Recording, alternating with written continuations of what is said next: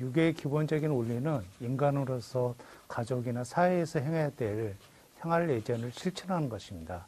그러니까 유교의 원리는 인간으로서 해야 할 행동 양식을 규정한 것인데요.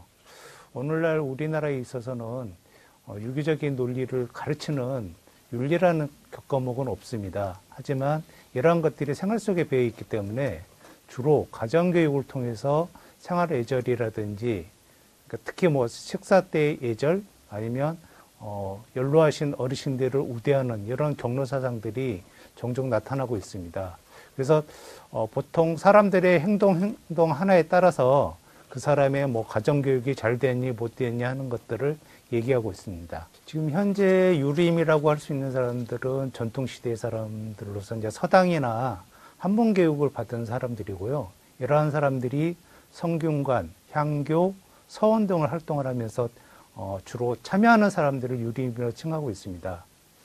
대개 이 사람들은 각 지역적으로 소수이긴 하지만 사회의 어른으로서 아니면 지역의 어른 또는 가정에서는 가장으로서의 역할을 하기 때문에 사안에 따라서는 이들의 그 영향력은 크다고 할 수 있습니다.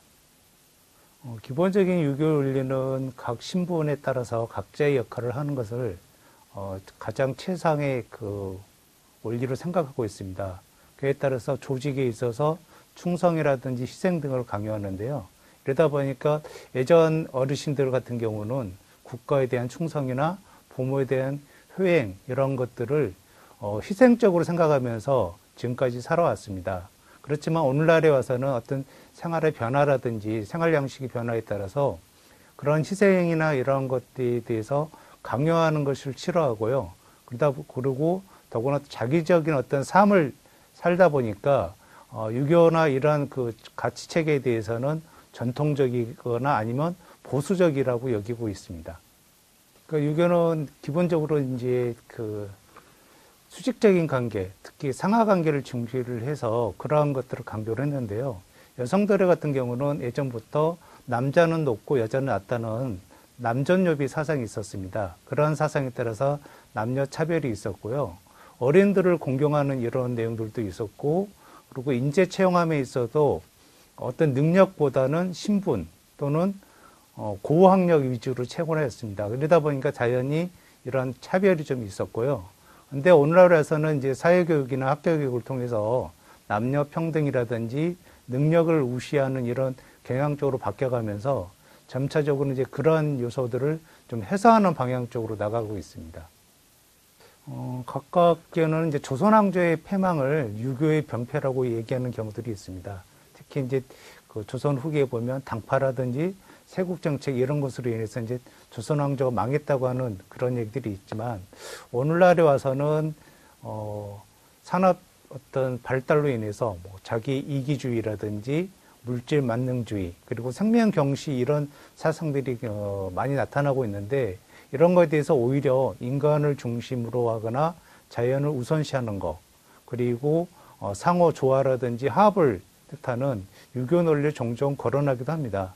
하지만 아직까지는 이러한 어떤 유교적인 습성이 아직까지 생활 관습에 남아 있어서 어떤 사회적 논의로는 아직 구체적으로 나타난 예는 거의 없는 것 같습니다. 단지 이제 호주제 폐지 같은 그러한 요소들은 사회적인 논의를 통해서 되긴 했지만 아직까지 뭐 제사 폐지라든지 이런 것들은 사회적인 논의보다는 개인적인 의견으로 폐지를 했으면 좋겠다고 하는 그런 내용들이 많이 나타나고 있습니다.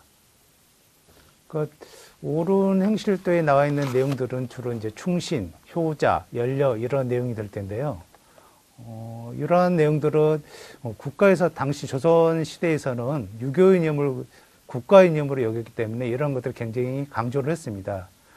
특히 지역에서는 이러한 사람들이 있으면 추천을 하고 국가에서는 정렬하는 것을 세워서 표창을 했습니다. 그리고 문중에서는 이러한 것들을 명예로 여겼기 때문에 굉장히 이러한 요소들을 강조하면서 실천하려고 했습니다.